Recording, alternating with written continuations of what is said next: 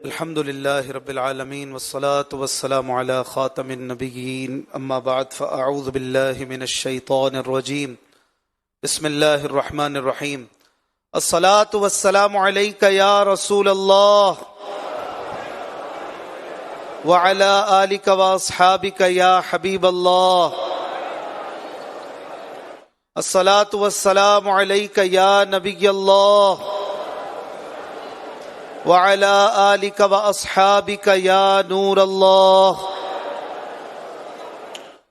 رحمت کونین نانا حسنین صلی اللہ علیہ وآلہ وسلم کا فرمان دل نشین ہے، تم جہاں بھی ہو مجھ پر درود پڑھو کہ تمہارا درود مجھ تک پہنچتا ہے۔ صلو علی الحبیب صلی اللہ علی محمد صلی اللہ علیہ وآلہ وسلم، صلاۃ و سلام علیک یا سیدی یا رسول اللہ۔ اللہ کی رضا پانے اور ثواب کمانے کے لیے اچھی اچھی نیتوں کے ساتھ مدنی مذاکرے میں شامل رہی ہے۔ الحمدللہ آج محرم الحرام کی 9ویں شب لگ چکی ہے اور کل یعنی ایک ہی دن کے بعد عاشورہ کی بابرکت رات اور بابرکت دن بھی آنے والا ہے۔ اللہ پاک ہمیں خوب نیکیوں کے ساتھ اچھے کاموں کے ساتھ یہ مبارک تاریخ عطا فرمائے۔ ماشاءاللہ روزانہ ہی مدنی مذاکرے میں بڑی تعداد میں عاشقان رسول، امیر اہل سنت، شیخ طریقت، رہبر شریعت حضرت علامہ مولانا محمد الیاس قادری صاحب دامت برکاتہم العالیہ کا فیض پاتے ہیں۔ مدنی مذاکروں کے ذریعے، مدنی مذاکرے کے ذریعے سوال جواب سے بہت کچھ سیکھنے سمجھنے کی سعادتیں پاتے ہیں۔ اللہ پاک یہ نعمت میں اور برکت عطا کرے اور امیر اہل سنت کو سلامت رکھے، درازی عمر بالخیر عطا فرمائے۔ اچھی اچھی نیتوں کے ساتھ مدنی مذاکرے میں شامل رہیے، چاہے ناظرین ہوں یا حاضرین ہوں۔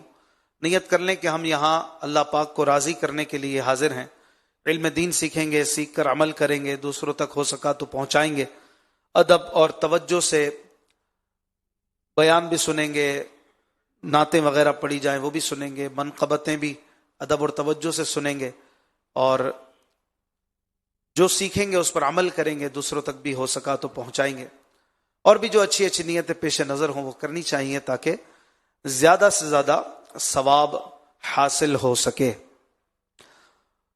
نبی رحمت، شفیع امت، مالک جنت، سراپا جود و سخاوت صلی اللہ علیہ وآلہ وسلم کا فرمان جنت نشان ہے کہ اللہ پاک ارشاد فرماتا ہے،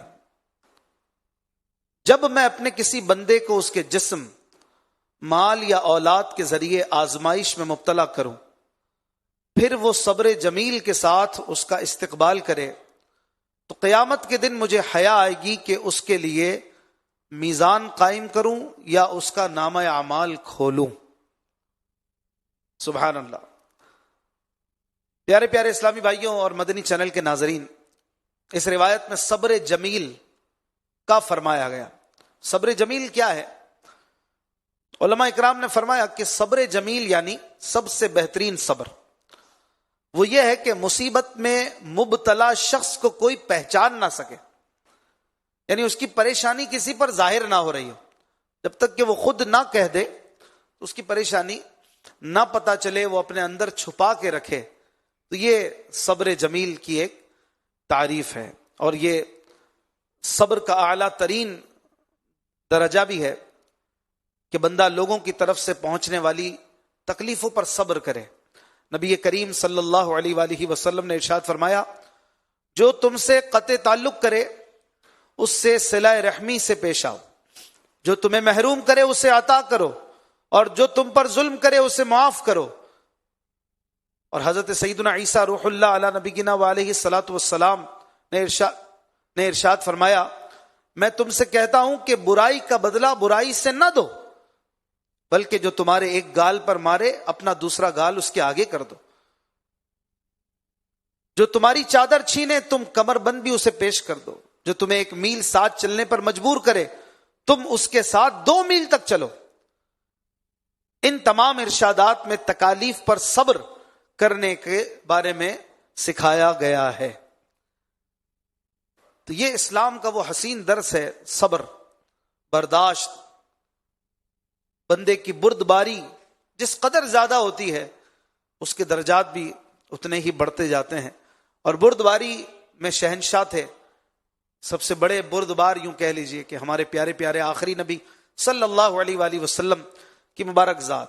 کیسی ذات کہ جو جتنا ستاتا اس پر اتنا ہی انعام فرماتا، جو جتنی تکلیفیں پہنچاتا اس پر اتنی شفقت ہو جاتی۔ اور آپ صلی اللہ علیہ وآلہ وسلم نے اپنی ذات کے لیے کبھی کسی سے بدلہ نہیں لیا، اپنی ذات کے لیے کسی سے انتقام نہیں لیا۔ بردباری تھی، ٹالرنس، یہ ایسا خاصہ تھا کہ جس کی آج امت کو بڑی ضرورت ہے۔ آج عدم برداشت یہ یوں کہہ لیجئے کہ لوگوں کو کھائے چلا جا رہا ہے، برداشت کی کمی ہے۔ اور خاص کر ہم دیکھتے ہیں اپنے اطراف میں، اپنے روڈوں پر، سڑکوں پر اس کے نظارے عام ہوتے ہیں۔ چھوٹی چھوٹی باتوں پر وہ ٹریفک جام ہوتا ہے، وہ جھگڑے ہوتے ہیں کہ لگتا ہے کیا بات ہوئی تھی، لیکن اگر دیکھا جائے تو شروعات بہت چھوٹی سی بات سے ہوئی ہوتی۔ تو عدم برداشت، بعض اوقات آپ کا جھگڑا وہاں پہنچ جاتا ہے کہ جھگڑا کرنے والے کو بھی نہیں سمجھ آ رہا ہوتا کہ شروع کہاں سے ہوا تھا۔ اور کبھی اگر وہ سوچے کہ اچھا وہاں سے شروع ہوتا تو خود اپنے آپ پر اسے افسوس ہو کہ یار میں کہاں تک پہنچ گیا۔ اور یہی عدم برداشت، یہی غصے کا اظہار، یہی بے صبری، یہ بعض اوقات قتل و غارت گری تک بندے کو پہنچا دیتی ہے، جیل کی سلاخوں کے پیچھے پہنچا دیتی ہے۔ اگر یہ صبر اور تکلیفیں چاہے کسی کی طرف سے ہوں یا قدرتی طور پر کوئی تکلیف آ جائے، کوئی پریشانی آ جائے، کوئی بیماری آ جائے، بندہ صبر کرے، رب عز و جل کی بارگاہ سے بڑے اجر و ثواب کا وہ حقدار ہوتا ہے۔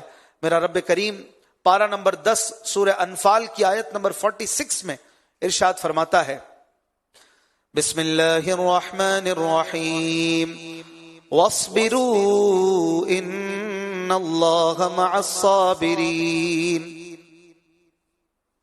ترجمہ کنز الایمان، اور صبر کرو بے شک اللہ صبر والوں کے ساتھ ہے۔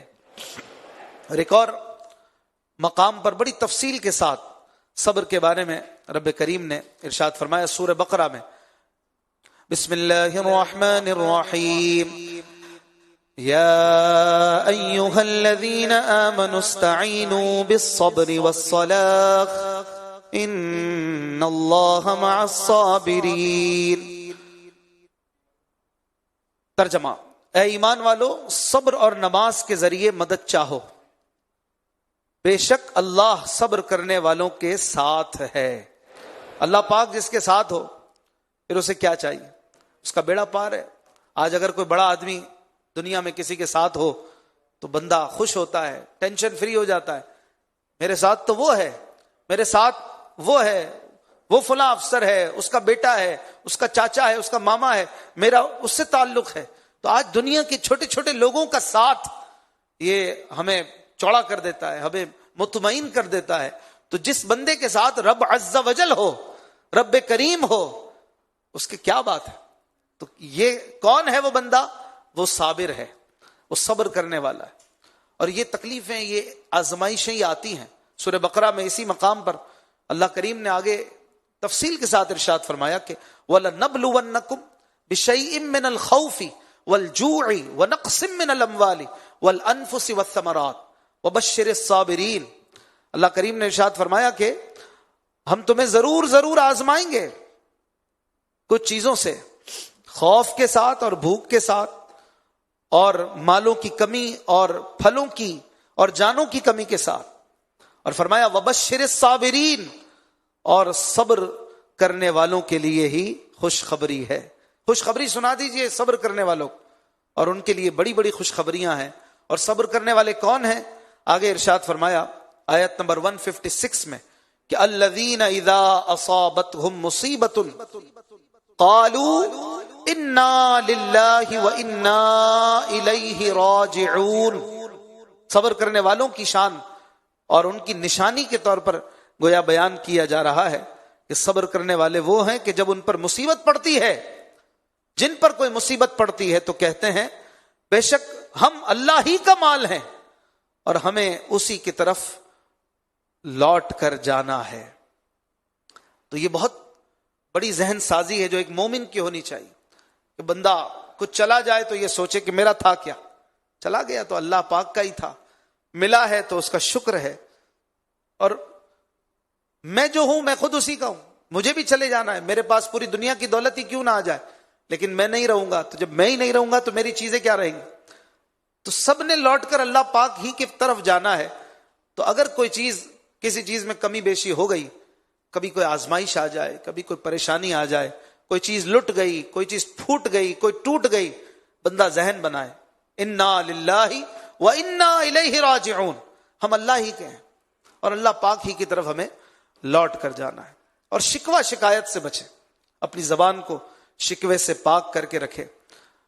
کسی شاعر نے کیا خوب بات کہی کہ زباں پر شکوائے رنجو علم لایا نہیں کرتے،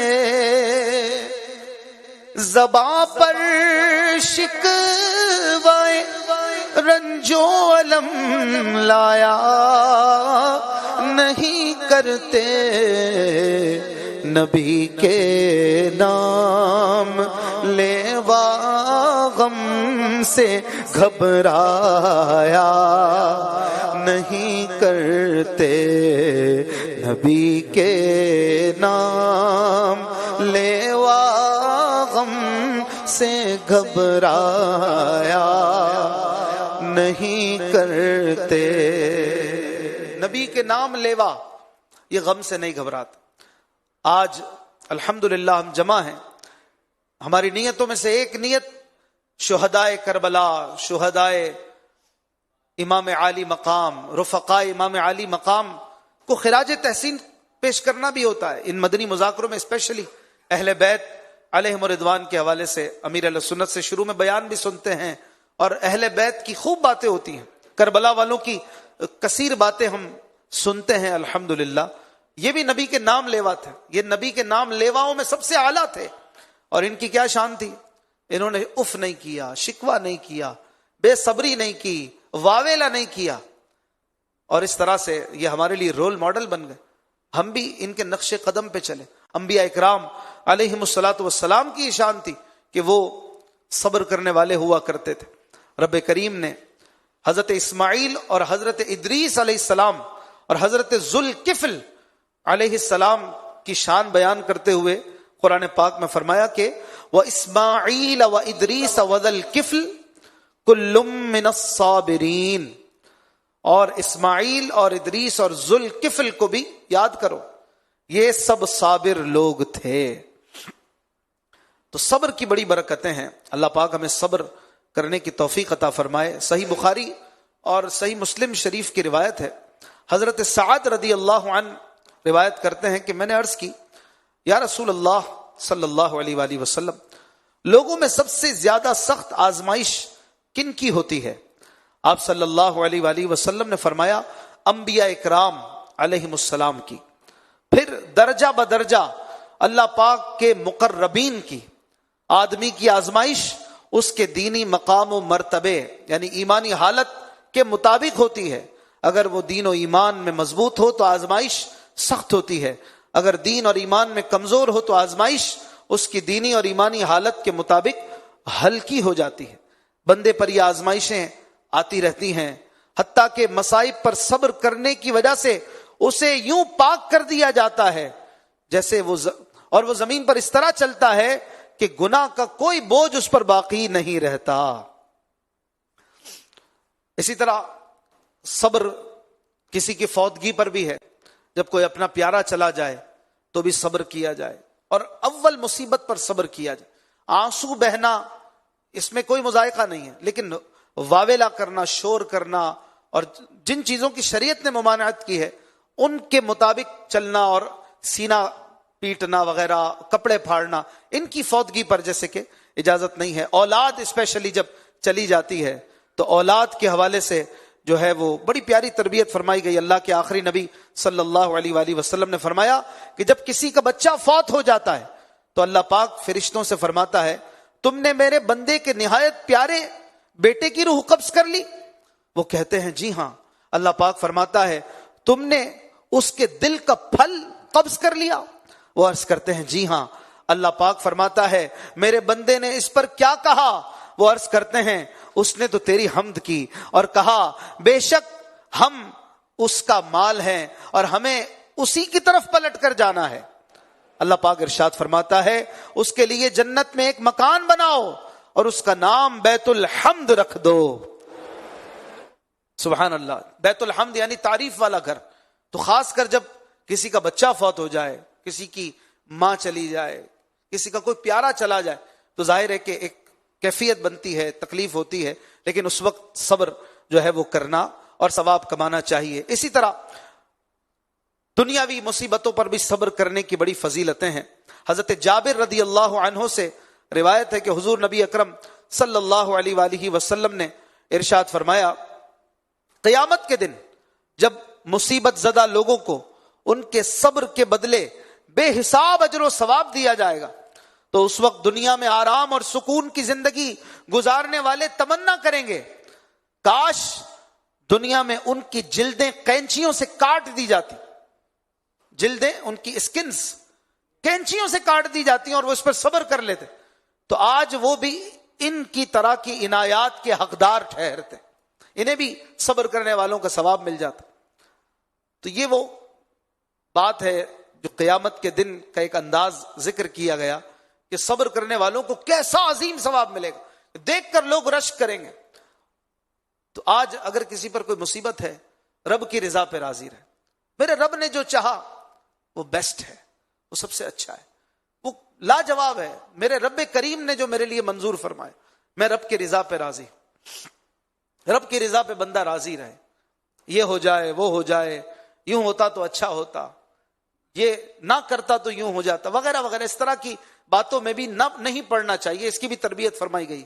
رب کی رضا پہ بندہ راضی رہے. کسی شاعر نے کیا خوب شعر کہا ہے کہ رضائے رب پہ راضی رہے, یہ حرف آرزو کیسا. رضائے رب پہ راضی رہے, یہ حرف آرزو کیسا. حرف آرزو ہوتا نا یار, یوں ہوتا تو اچھا ہوتا, بارش نہیں برستی تو اچھا ہوتا. ارے بھائی جب رب نے بارش برسائی ہے تو پھر ٹھیک ہے, رب کی رضا ہے, اس میں خوش رہو.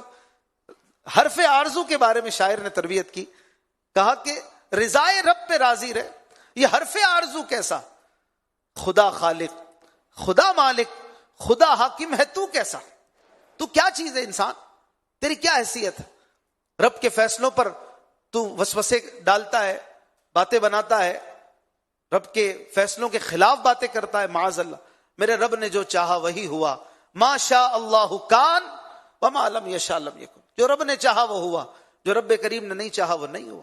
تو بس بندہ اپنے معاملے میں بھی اور اپنے گھر بار کاروبار کے معاملات میں رب عز و جل کی رضا پہ راضی رہے اور تکلیفوں پر صبر کا اپنا ذہن بنائے. میرے پیر و مرشد امیر اہل سنت بڑا خوبصورت شعر تحریر فرماتے ہیں. آپ لکھتے ہیں پیارے مبلغ معمولی سی